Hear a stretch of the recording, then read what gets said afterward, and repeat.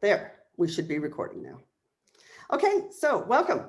So just as a brief summary of the program, the 500 Year Communities Program is, it's a year-long intensive with every month we have a series of different events that talk about different aspects of co-housing development.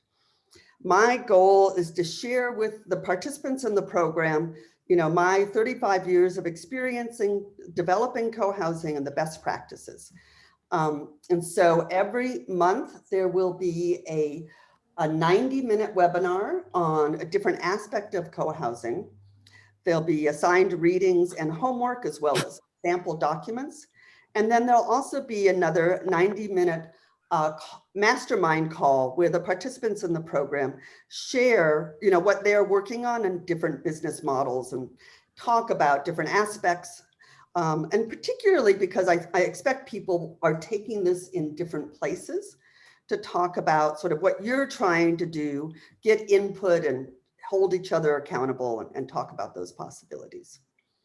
So, and then we will kick off the program in September with, I'm hoping that we will be able to do it in person. I'm feeling pretty optimistic about that right now, but we know the last year has been difficult to do anything in person. But in the last 3 classes, we always did a kickoff retreat here in Nevada City and the Sierra Foothills, where we do the first sessions actually at Nevada City Co-Housing, and we could visit another local community and actually meet each other in person, because after that it goes online.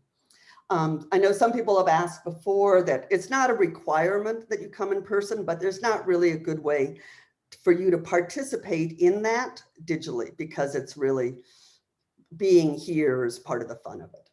So, but then, I think the overall program is really, again, sharing the best practices. It's a very small class, and it's important to realize this is competitive to get into.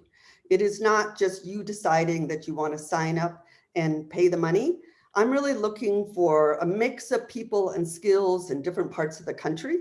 And so in the previous classes, about 30% of the applicants have gotten in the program. It will be at the largest size, 12. Typically it's run 8, 9, 10 people. So, and just with briefly, in the curriculum, each month we tackle a different aspect of co-housing development. And so, starting from the very beginning about how do you build a market for co-housing, and really understanding the money as well. So, we're walking through from how do you know there's people interested, how do you get paid, site search, project budgets, cash flow, investment structures, and then talking about marketing and membership at different phases of the development, because it changes as you go through that. The cost is $9,750. You can do it in one payment, or you can do it in, we can work with you on a payment plan.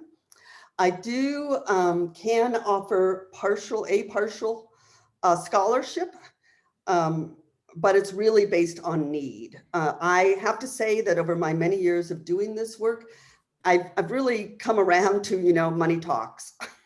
And I have found I've actually been quite disappointed in the scholarships. People have given scholarships before because they have dropped out. And so I put a lot of time and energy into this program. You will get out of it what you put into it. And I expect, some level of commitment from those that participate in the program. Where we are, we're sort of in the final stages of applications.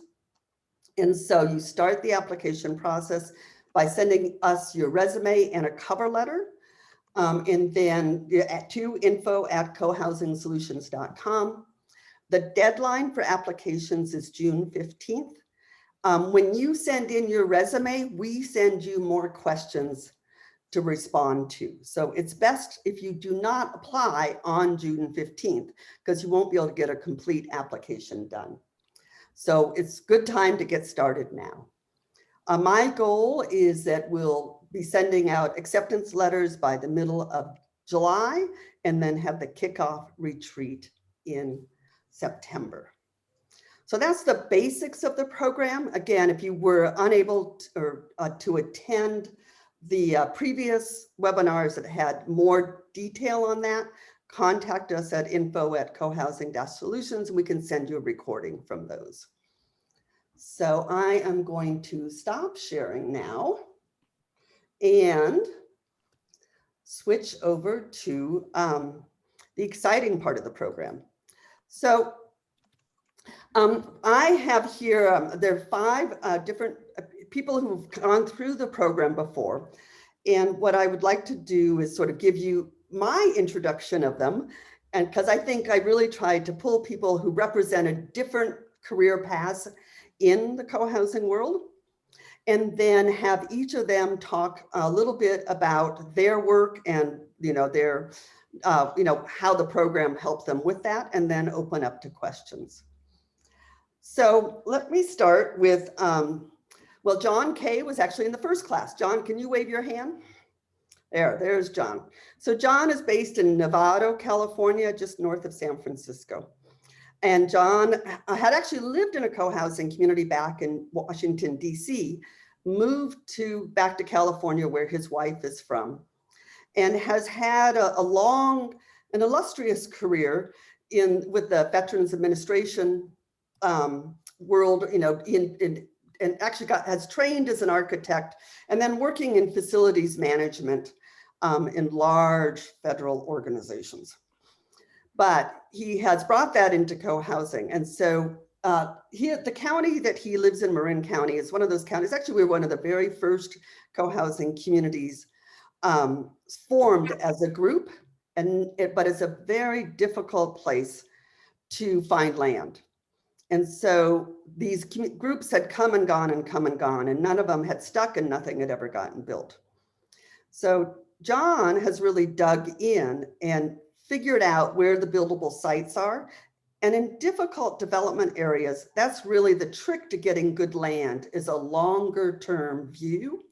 Identifying and things that aren't available often come back around. So it's one of the weaknesses of most co-housing groups is they don't build those relationships and they're not around long enough to take advantage of cultivating professional relationships that can bring you future sites, but it might take 5 years, right? So co-housing groups, they get their property, they don't want to ever look at sites again, so they don't build the professional relationships. And that's one of the things I've really found is missing in the co-housing world, is the sort of being driven by buyers. Their goal is to get their community built, and they're not building the longer term relationships that a developer would in an area. So John and I have been working together on his community there in Novato, and we've actually just put a proposal in to the city for another site there. And I think if I could summarize how John has very strong project management skills. We are working together, not trying to be the developer, but to bring groups together and then find developers that will come in to help secure financing and oversee construction. So he's got a couple of different sites sort of in process right now. Then speaking of development, then we have David Kelly here. David, can you wave? I think, David, you were in the, now I lose track which class. There's been 3 classes. So David's in Houston. And he also came in with a background in construction and development, and began exploring co-housing and got tied together with a forming group in Houston.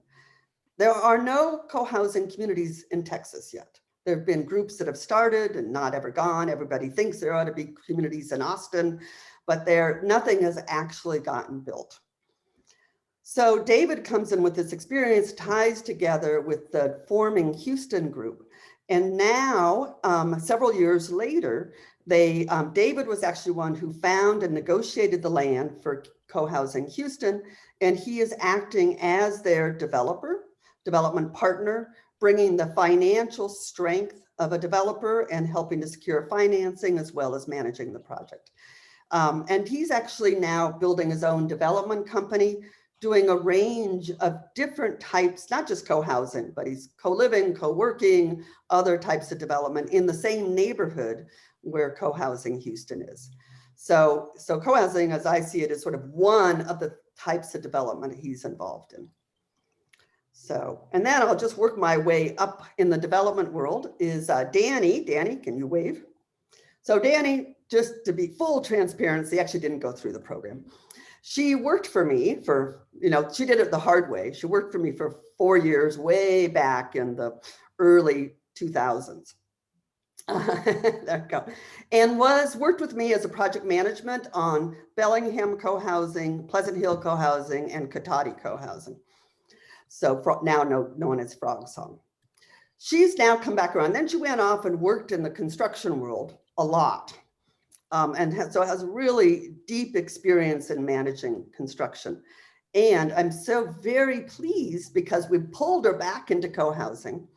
And she is now working full-time for UDP, which is the one co-housing developer that has really done multiple projects that is currently still working out of Portland. So Danny is now managing the California projects for UDP. So I think for me, that offers an interesting model of, somebody who really becomes the co-housing specialist within a development company that is doing a range of types of development. And I think that's another interesting business model. Next to Danny is Shelley. Wave, Shelley. So Shelley is up north of Seattle, and she came into the program with experience in sales and marketing, and particularly in the sales side and selling senior housing developments. And she got a little disillusioned with that, and lo and behold, came across co-housing. So she has now really brought that experience into the co-housing world, which has been such a gift because we really were missing that in the co-housing world before. So, when it comes to sales and marketing, they are two very different things. Marketing being how you put it out in the world, sales being what happens when they call. And co-housers were really bad at that. I would say your average co-houser is really good at giving you a lot of information, not very good at actually converting that to a sales for what is for most people the largest investment of their lifetime when they buy a house. So she is now working with communities all across the country, training them and helping them really up their game so they can be more successful as they look for their future neighbors. And then we have Sarah Arthurs, and Sarah is in Calgary. So there have been a couple of people from out of the States who've been through the program, from Canada and from Australia. And Sarah actually lives in co-housing, in Prairie Sky co-housing, but she missed out on the development process. But she's found it, I think, a satisfying way to live and thought, why don't we have more of this? So I would say Sarah's strength is, and she could talk more about the details, but sort of both the marketing, group formation, and process. And is doing some very interesting things in terms of taking the co-housing principles into rental housing and working with the faith world churches who actually own a lot of land, and they're trying to figure out what to do with. So as well as has been working some with, one of the things that Zoom did is when everybody went online, that it actually opened up how we could work in some ways. And so Sarah's been recently working with the Bozeman co-housing group, helping them improve their process skills and how they work together. It's really, one of the things many of these communities go through is the Bozeman co-housing group has doubled in size in a year, right? And so how do you incorporate those people? How do you still have good meetings, especially when we're doing it all on Zoom? So Sarah's been helping them manage that process. So thank all of you for coming here today and sharing some of that. And so I'd like to have each of you do sort of no more than 5 minutes, but it's sort of a little bit of, your work, what you found was useful in the program, and, anything else you'd like to share before we open up to questions. So why don't we just do the same circle there, John? Why don't I start with you? Thanks, Katie. So just again, I knew when I was in second grade that I wanted to be an architect, right? So I come with that kind of love for design. The professional career didn't quite go in that direction. I found a career in the military of all things. I thought I was very deeply oriented in service, but I thought I'd do that more of a Peace Corps kind of approach. But for school reasons, I got the ROTC scholarship, and then it was a really good fit. So I spent a 22-year career there. But and don't regret any of it. And then I've migrated to working with the VA and medical projects, and they're very exciting and challenging and all that. What that took me away from, though, was that love of creating intimate spaces and that. And when my wife and I met and married, and we lived in this little in-law unit in Sausalito, and we were thinking about raising the family and didn't know quite how we wanted to do that. And we heard this little article on NPR, most likely, about this architecture firm in Berkeley who had this radical idea of co-housing. And so I went one day with Kathy and we went to see one of Katie's lectures back in the 1990s and fell in love with the idea, with the company. And so from there, my military career took us around the world, not around the world, well, yes, it did actually, but around a bit. And we had chased the dream. And by 4 years or so after that, we were able to land a home in Blueberry Hill. So our oldest daughter, was raised there in her early years, and our youngest daughter was born there. She was the first newborn in that community. So very, very exciting. We still connect. So, that was back in the early 2000s, and ultimately our home was California. So we came back, and that love of co-housing, the idea, then living in it, chasing it, was never left. So finally, while we came back to California, it was very hard to find the right existing community that fit our lifestyle and career location. The kids got old enough, and I finally got enough bandwidth to pursue the dream myself, and committed to doing this. And so there were many, many phone calls to Chuck and to Katie. And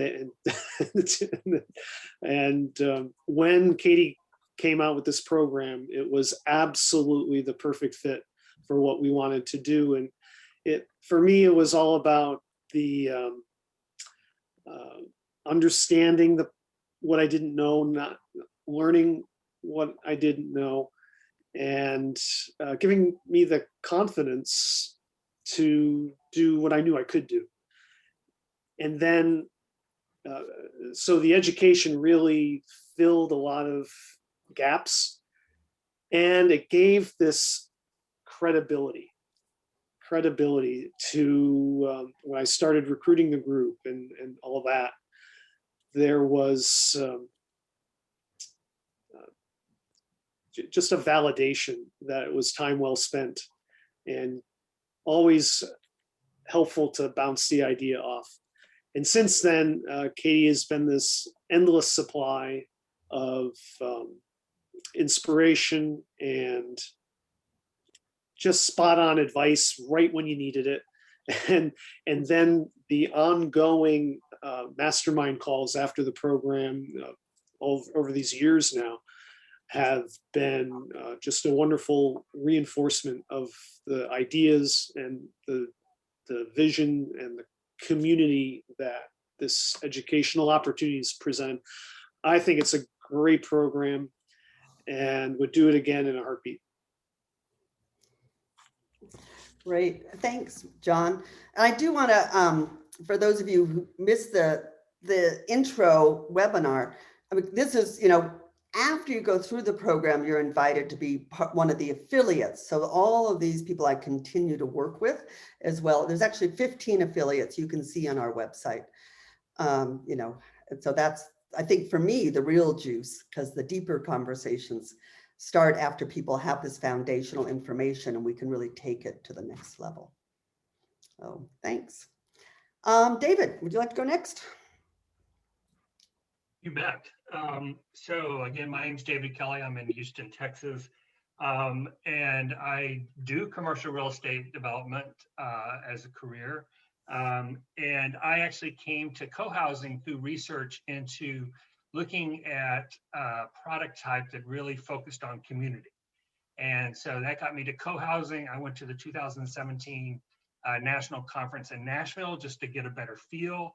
And I was kind of blown away by this, hundreds and hundreds of people there that lived in co-housing that were very enthusiastic. And it just showed me that there's got to be something here if all these people take, 4 or 5 days out of their time and travel to Nashville and get together and talk about how to make co-housing better. Because it's a large part of the people who go to the national conference already live in co-housing. And so I actually met the group trying to form in Houston at the national conference in Nashville. So that was our connection. And we came back and started working together. And now we're ready to put a shovel on the ground later this year. So I would say just Katie spoke about us. So I'll just speak a little bit about Katie. What you'll find is she's very organized. She's very practical. There is no wasted time. And she tells it like it is. So your time will be very well spent. And I will say, even though I've done commercial real estate development, I hadn't done co-housing. And so to me, the program really got me into the details and saved me a ton of time that would have been wasted otherwise. And I will also add to what John said, there's a credibility factor. And we market that in our co-housing Houston project. We market the fact that I went through Katie's 500 program. Because one of the first things that potential buyers will ask, well, have you done a co-housing project before? Well, the answer is no. There's no projects in Texas. This is the first one. I've done real estate development, but we've backfilled that by my going through Katie's program and just the ongoing. Katie is a consultant to our project. I know I can pick up the phone and call Katie, very quickly and get an answer, get advice. That's incredibly helpful to our project. And Katie's also really good with groups, and I'm not that good with groups. That's not my stream at all. So I will say one of the great benefits of the program is the relationship, the people you will meet in the program, and then meeting everybody else who's gone through that. So I wasn't in the class with Shelley or John, but I've got to know them through after that, so, which is very helpful. Shelley's actually working with us in Houston as well. So. Great. Well, why don't we jump? I'm going to save Danny for the last and jump to Shelley next then. Yeah, thanks, Katie, and hi everybody. It's exciting to see you all. And a couple of you I recognize from conversations and have met, so great to see you. I discovered co-housing on a late night Google search when Katie mentioned that I was disillusioned with my career. And like so many of us, you learn about co-housing and it changes your life because it just speaks to, something in your soul about this is the way we're meant to live. And that night when I was, on the internet, I learned that there was the co-housing conference in Salt Lake City that just happened to be focused on senior co-housing that year. And I'm like, I'm going to that conference, which I don't remember the timeline now. It was enough years ago, but it was very quickly after I learned about co-housing. Met Katie there, learned about the program, and, really felt like, oh, maybe this is a path for me. And I will admit that I naively thought for a few minutes that I could do it on my own, but thank goodness I didn't do that because, once I jumped into the program, what became very apparent very quickly was how little I really understood about co-housing and just, what the challenges, I guess I would say, of, all the pieces that have to come together to get a co-housing community built. And I had done startup retirement communities, so I understood what it took to get a project financed, but all the other things were just, I being part of the program was so helpful. And each month I remember just being a little overwhelmed with all that I was learning and not sure what to do with. So about the time that the program ended, I had an opportunity to leave my career, which was a little scary, and I wouldn't always recommend that. And I know Katie was cautioning me at the time, but I had a situation where I could do that. So, over the years, my business has continued to grow. The first year was pretty light. I feeling like now I'm in my fourth year. I just had my 4th year anniversary of when I quit my job. So, it's all coming together. And I'm feeling like I can do this. And I'm so thankful. I think at first I thought I could be part of a bigger, more of the development side, but I very quickly realized that my niche is in helping groups do that marketing and sales piece. And so typically what my day looks like is I will commit to working with a group for about 6 months. And then I talk with them weekly just to keep them on the path going forward. So Katie, let me start. So I will share something that's a little bit tongue in cheek, but it's kind of my own personal, I guess, I don't know, the way I think of Katie sometimes.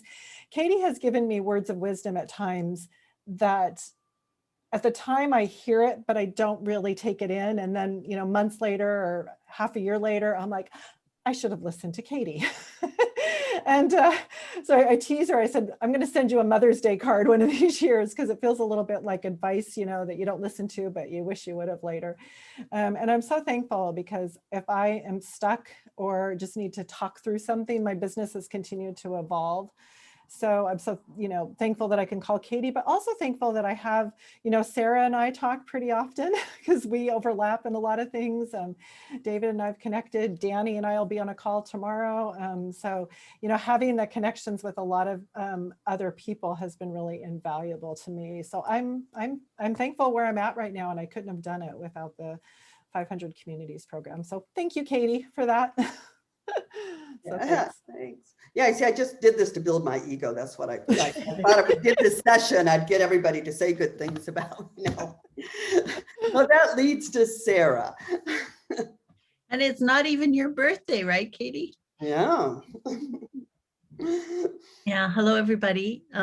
Yes, my name's Sarah. I live in Calgary, Alberta. And I live in a co-housing community that's 18 years old. I moved here, I can't believe it, 13 years ago. That's not possible. But anyway, so I wasn't part of the kind of 7 years it took for this project to get built, but I have been living here, both feet on the ground, for the last 13 years. And it's been very interesting to live in co-housing during COVID. So those of us that have had that opportunity, I, for one, am exceptionally grateful to have lived COVID in co-housing. I wouldn't have wanted to be anywhere else. People talked about being isolated, and I was like embedded. It was like life heated up dramatically when COVID came, because we had so many things to work out. We had decisions to make. So life actually got a little more intense in good ways. But so my story in terms of kind of directing my skill sets and passions towards co-housing, my background is I'm a psychologist with a background in group psychotherapy. I've mainly used my psychological skills in community development work. I've had a lot of background in co-op development. I also have a faith background. My first degree was in theology many decades ago. So for me, my kind of interest and joy in co-housing comes from a number of different places. And yeah, so what happened for me was, my community of Prairie Sky had for the longest time quite a large vacant lot next door to it. And I would walk my dog, and every day that lot would call out to me, "This is perfect for co-housing." So every day, "This is perfect for co-housing." So, I made like a number of forays into trying to get something to go on that site, one of which a project which I helped launch. Both Shelley and Katie are working with the group now and in Calgary, and they're building on a different site. And so anyway, all that being said, I decided I would take Katie's program and then kind of continue to kind of figure out what might be my niche for how I would support co-housing development. And initially, the hope had been to kind of work with, to go to developers and say, there's this niche market. I can find you people. I can get a group together. And are you interested in building? So that was kind of the niche market that I was hopeful would happen, because I'd watched so many groups come through Prairie Sky, groups that were groups that weren't successful. So they'd come full of enthusiasm and they wouldn't get anywhere. And so there was for me a sense of, isn't there a way we can work more closely with co-housing friendly developers so that more projects can successfully kind of get done? So that was my hope. And I guess I ran this by Katie, but I feel some need to say that particular way of my doing co-housing work has not come to pass yet. And I must say, I do have some wonderings. If I was, 5'8" and male and going to talk to various developers, whether I might have had more traction. So I don't know if that's the case or not, but part of me wonders about that. Anyway, I just put that out there because I'm at the stage in my own personal professional development where I have to name that. But what has happened is things kind of shut down with COVID, because how do you start co-housing when you can't even eat together, right? Like that's pretty challenging. We've since found that you can do all kinds of things on Zoom, but when the COVID first started, we didn't know that. So what evolved was a developer I'd actually been speaking to approached me and said, look, he says, my model is I build apartment towers, like 15 floors, and I rent them. And is it possible to do something co-housing-ish in that context? And so now that's what we're working on. We're working on, is it possible to create a co-housing culture in a rental context? And what would that look like? And so we're calling it, branding it / intentional neighborhood. And we're working on that. Yes, so that's what's unfolding. So I said, another thing I said to Katie is, I don't know, I think I'm still in the, I don't know if, I wouldn't say I'm a success yet. I'm still in the big experiment stage, but there's lots of fertile ground that's being opened up with that. And then the other piece I'll just mention is, because of my connections with the United Church in Canada, there is starting to be some space to work with that faith community that owns a lot of really wonderful real estate that they are needing, unfortunately, to divest themselves of at this point. And so I'm really, my heart aches because there seems to be such an amazingly appropriate fit between co-housing and faith communities, where people are invited to love their neighbors. Well, that's what happens in co-housing. So maybe there should be some kind of, synergy here. So that's kind of another work in progress, but I'm sure I've used up my time. And thank you. It's been wonderful to see you. And I've really enjoyed listening to my colleagues. I've learned more about each of them. So it's been a pleasure. Thank you. And Danny, maybe you could talk a little bit about how you, UDP as a model and your experience with co-housing. Yeah, so like many of the people on here, I have totally drunk the co-housing Kool-Aid and have been reading the book and obsessing about it since I was in my 20s. I did my master's thesis on co-housing, and then I got to work with Katie for 5 years, straight out of grad school. So I went out into the world because I felt like I needed to learn more in order to be able to do it. And at the time, the co-housing professional world was really small. In the past 20 years that I've been wandering around as a superintendent and construction manager, the co-housing group of professionals has really grown. And a large part of that is, a large part of the most recent growth is the 500 community program that Katie put together.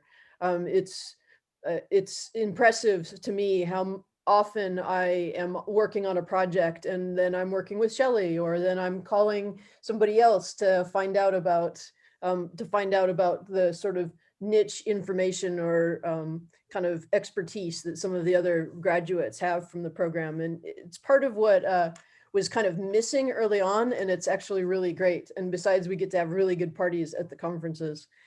So so the other piece of that is that it's been such a great opportunity to be able to come back into co-housing and really take the expertise that I've gained over the last 20 years and to be able to work with UDP. I have to say that I am really happy to be working on both co-housing and other projects. It's really nice to have the kind of contrast between the two. And it's really nice to work for an organization that I feel like is working towards community on a couple of different ways. So that we, as developers, as co-housing developers, we tend to try and shortcut the process a little bit by joining the development part of it.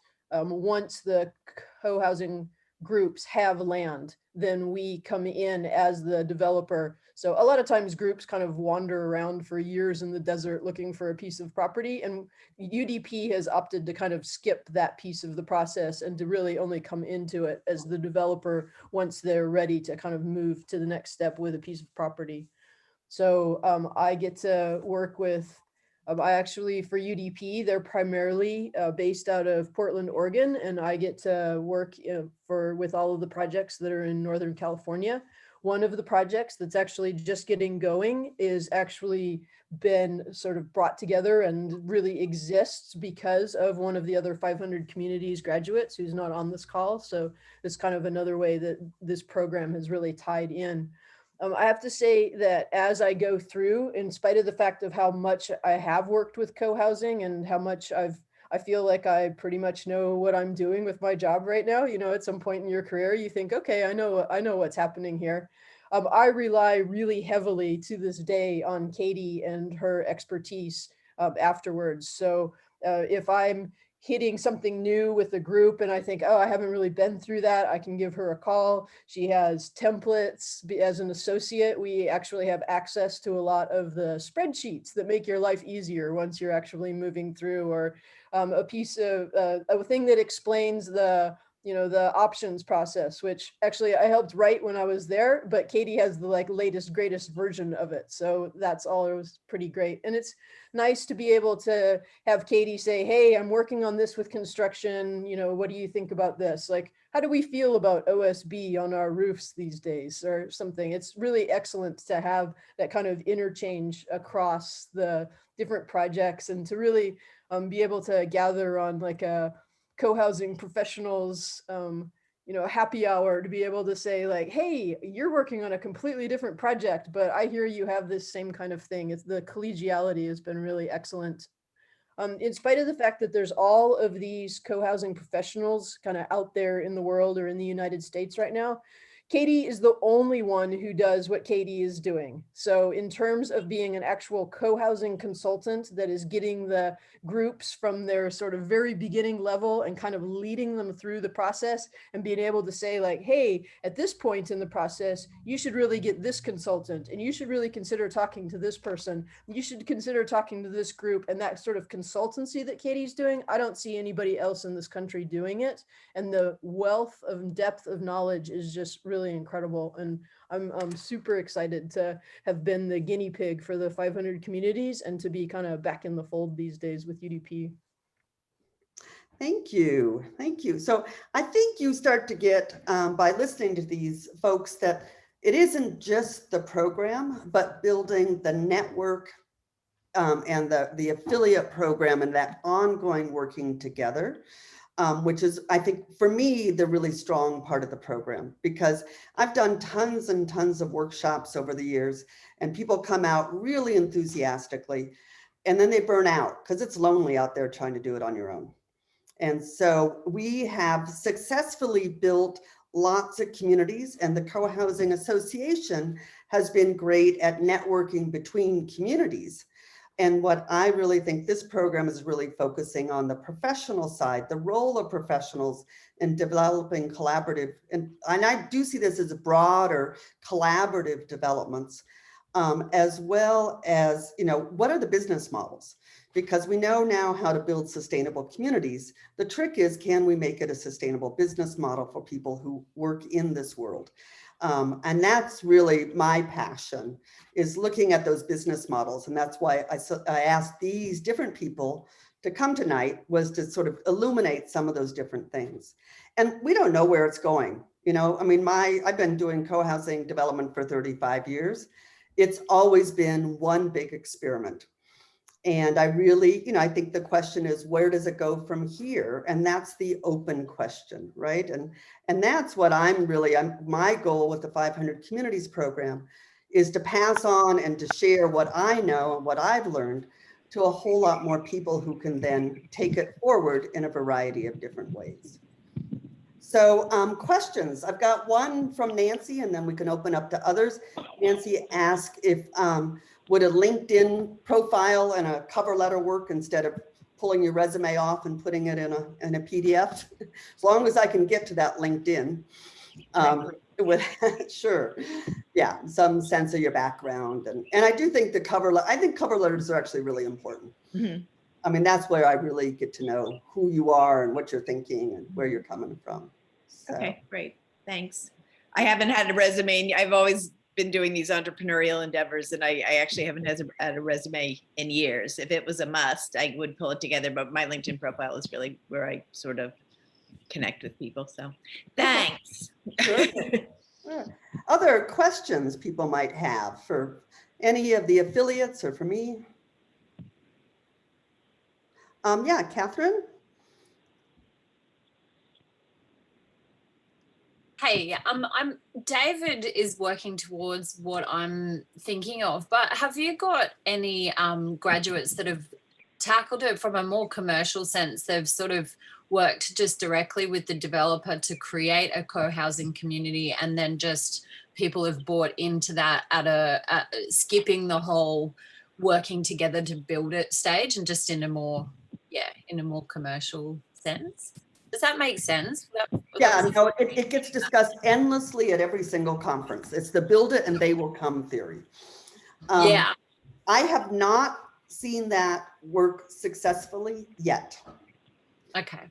Now, that's not to say that there is another version of it, which I worked with Danny when I was developing the program, as I consulted with her, and we did decide that one of the most important aspects was to have the best party at the conferences. But in addition to that, we once a year, when there is in-person conferences again, we try to have a 500 Communities Day that's just for all the affiliates and people in the program. And the last one in Portland, we had a really interesting conversation with a number of developers. And one of them that is sort of the closest to what I would call co-housing light is a guy named Eli Spivak, who's got a company called Orange Splot in Portland. So I think looking at all of those different models and what do we learn from them, and actually what I would say, they're learning more from us as well. So I think you start to get into, pocket neighborhoods. So there are sort of versions, but they never have this. I have yet to see any community that the buyers weren't involved in some way that has the same depth of sense of community. Now, but there is another version. I have, and a number of others have, founded communities as a professional. So I have gotten land under contract, done the feasibility, and then went out and looked for people who wanted to participate in that community. I always say, I'm not looking for buyers right now. I'm looking for partners to go through this process with us. So you have to be very careful about what you can promise, what you can't. You can't really promise anything at an early stage development process. We need the person on the 510 phone to mute, because whatever you're doing is very loud. So David, is that, Can you hear me? No. Yeah, we can hear you, Catherine. Go ahead. Oh, cool. David, is that the process that you're going to be working towards within your business? So you're going to sell like off the plan and then there'll be sort of an application process instead of anyone can just buy it. They've got to have the same desire to be involved in the community. Is that what you're looking at doing? Yeah, so the developer model is very capital intensive if you go from that route. So where we're doing in Houston is you apply to be a member and the members accept you. And so we can do that in US law because you're coming into an entity as opposed to just buying a unit. That comes later. And so that's a part of what you'll learn in Katie's program is kind of the back end of the business model of different ways that this can work. Now there are, and I'm very interested in, different than UDP, interested in obtaining the land and then looking for further developments, looking to get land under contract and then build a group off of that, because I think it really shortens the cycle, which I think is a way to get more product on the ground. Yeah. Yeah. Yeah, and I think I'll just say that, I mean, I do think one of the real weak spots for co-housing groups is getting land under contract. They don't know how to look for land. They don't know how to negotiate for land. And so I think that there's, you know, really one of the things I think there's important ongoing conversations about is how do you get the strength out of a buyer's group or a resident group? Where do they really add value? And how do professionals work with that to bring out the best value of the future residents, and where does the professionals step in? So, and it's always a careful balance in there. Thank you. Other questions anybody has about anything? Yeah, Lisa? Yeah, I'm just wondering, and somebody mentioned it, you know, and what living in co-housing during COVID, because I would think a lot of people had maybe a similar sense if they felt isolated. And I'm just wondering, has the interest in co-housing broadly and in your program, and maybe for everyone that's actually in business today, have you seen a market shift post-COVID? And maybe even some of the bubblings, you know, socially, politically, even before COVID. But I'm just wondering, it feels like from the bit of research I've done and what I had been thinking of even pre-COVID, that this time there seems to be some movement, you know, in community and in just the social construct for something like this. And I'm just wondering, like Katie and some others, like, are you feeling that? Yeah, actually? Affiliates, what do you think? I wish I was post-COVID in Canada, but we're not there yet. So I'll pass on that question. Yeah, and I would say I've definitely felt it, because the importance of community has been highlighted through this last year plus, right? So people are much more open to thinking about, how do I want to live? So from a sales side, it makes it a lot easier because people are willing to have those conversations. Yeah, Danny? Yeah, I guess where Shelley probably sees the shift more than probably any of us on this, because she's kind of talking to people as they're considering it. I haven't seen that shift as much as what I have seen is, as co-housing has sort of gained a foothold in the US, is that I don't have to explain it as often, or that I'm more likely to run into people that have heard about it or have some exposure to it one way or another. And that to me feels like it's starting to change the conversation. Mm-hmm. I had a question. Yeah. Has the work from home exodus opened up possibilities for different groups when they're thinking about land, potentially further outside of cities? Also, I heard internet's much easier now with improved satellite internet. Like, are people considering more rural areas? Yeah, I think that's really opened up possibilities in a number of places. Bozeman co-housing, Bozeman is in a huge boom. And a lot of that is pandemic refugees move into the Bozeman area. So I do think that is changing things, and is also brings it up. It's opened up the possibility for younger people who are still actively working to move out of the big cities. So I think we'll see, I mean, I think that's the big shift that we'll see carry over after the pandemic in some combination there. So, Katie, I have a question on the program itself. My situation is I'm a landowner of a small farm in Puyallup, Washington. So kudos to the Seattle folks on the call. Thinking about developing as co-housing. As I understand your program, you want people to become professionals and go out in the world and make this happen. My involvement, if I got in the program, would be to do one or perhaps two communities on my land, and then probably not go ahead as a professional. Would that be okay? Or would that be stealing a spot from somebody that would be better entitled? That's not who the program's designed for. I mean, you know, people will go through the program and go whatever direction they go. I have no control over that. But I have been saying this to you, to Mike, for over, I think, 2 years now. You just need to hire me. That's what I do every day, all day. That's the simplest. You can talk to any of these people I work with, but the program is really for people who want to work in this world and take it forward in some way, right? And I'm the first to say it's an experiment. We don't know where it's going. We don't know where you're going to go with it. But that is really what this program is about. It's not about getting your community built. Let's see, there's a question from Rita here. In the schedule of the program outside the retreat, is there a set time that other information in the modules is presented? Yes.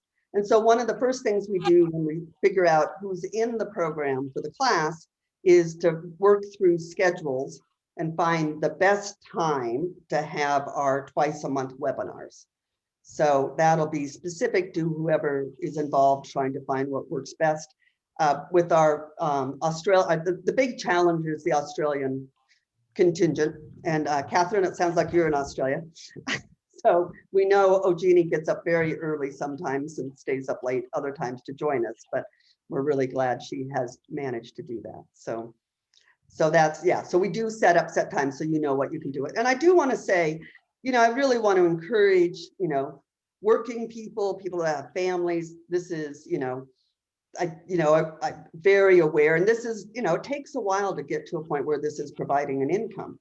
And so generally, you know, most people are holding down a job while they're training and trying to figure out their role in this world. You'll find I'm particularly sympathetic to working parents or people who are, you know, just need to balance those things. It's the only way we're going to grow it, or otherwise it would just be a program for retirees. So just to acknowledge that.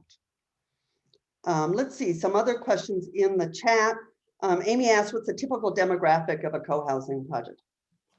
Well, my focus has been, you know, the way I earn my living, which is only co-housing, that's all I do, is really been based on new construction. That's because I started as an architect. And so in the architecture and construction world, sort of, you know, newly built, you know, 25 to 35 unit projects is sort of my bailiwick that I do every day, all day. That, as anybody who's following, construction costs these days have become increasingly expensive and out of reach for people. And I'm very much aware of that. It's just, that's how I get paid. So I think, I do think there's some really interesting other models that I hope other people will explore. One of the models I think is really important, we need to do more of, is small retrofit communities that fit into existing neighborhoods. And if you're familiar with my book, Creating Co-Housing, they talk about, there's 2 examples in there, the Temescal projects in Oakland.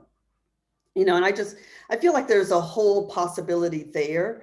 And I don't know whether you need to get a real estate license, but, you know, I see, Amy, you have a background in construction, that I think the way those actually can work is it's really got to be a one-stop shop. You can't split it up between a whole bunch of different professionals. There's not enough money in it. But if someone, you know, can help find land, see the potential, knows how to work through the city to add some accessory dwelling units here and split that into 2 units, you know, I think the ability to do these sort of smaller infill projects, which are generally more affordable, is great possibility. So so there's the work I do, and then there is all the ways that co-housing, what we've learned in co-housing could be applied. And I think there's a lot of different possibilities there. You know, whether it's helping to organize a group to buy into an existing older condominium development, which is going to be much more affordable than a newly built project. Or, you know, and then there's the whole affordable housing world, which I know something about. And I do think there's some possibilities there. And I've done some work in that world as well. So, you know, so going back to the question of the typical demographic, we get all ages. The real limitation for most of the projects I work on is that you've got to be able to afford new construction. So that becomes an economic thing that's hard, you know, and I'm very aware of how many people get priced out because of that. Mary, you've got a question there, it looks like. Yeah, Katie, build on your comment. I actually had a very interesting conversation with a prospective member about a week and a half ago. And she said she's been looking at the real estate market in Ottawa. And one of the undervalued or not risen so much is actually townhouse condos in Ottawa, older, built in the 70s and 80s, which has good bones and decent building envelopes. And she said maybe one possibility is to try to, it's a different way of doing it, trying to gradually pick off unit by unit over a 5-6 year period, and then flip it into freehold. And we had a really good discussion. She was saying, and I knew some of that because she was saying that the stackable or the condominium that's in a mid to high rise is will get too many repairs and capital repairs requirement to, you know, fix the plumbing, elevator, roof, and lots of other things. So they may sound attractive, but they may end up costing a lot because of the needed capital upgrades, which I'm seeing also with the nonprofit housing providers I volunteer for. That come up to a huge issue for some of them. So just wanted to get your feedback on that. Yeah, I see. So I always go back to, okay, what's the business model? You know, how are you going to get paid to do that? Because there's lots of things that ought to happen, but it's impossible to get someone to pay you to do it, right? So if you want to volunteer, you can do it. So that's where it's like, how, you know, I think that's the kind of conversation that I think is very much part of this program. Is like, okay, yeah, that's an interesting idea. Well, let's look at what are the services you could provide. Let's look at how you add value, how you explain that to people, and how do you get paid? And so I think, you know, any of the affiliates, I spend a lot of time talking about how are you going to get paid out of doing this? And so I think that kind of discussion is really, I think, core to this program, is that it's not just, oh, wouldn't that be a great idea? I'm going to go, you know, work full time on doing it and never get paid, and it's a volunteer.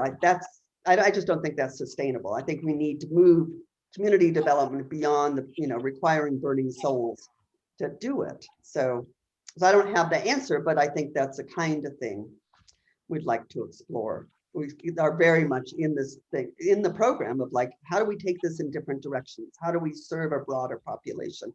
How do we broaden who can participate in community, whether it's rentals or buying in?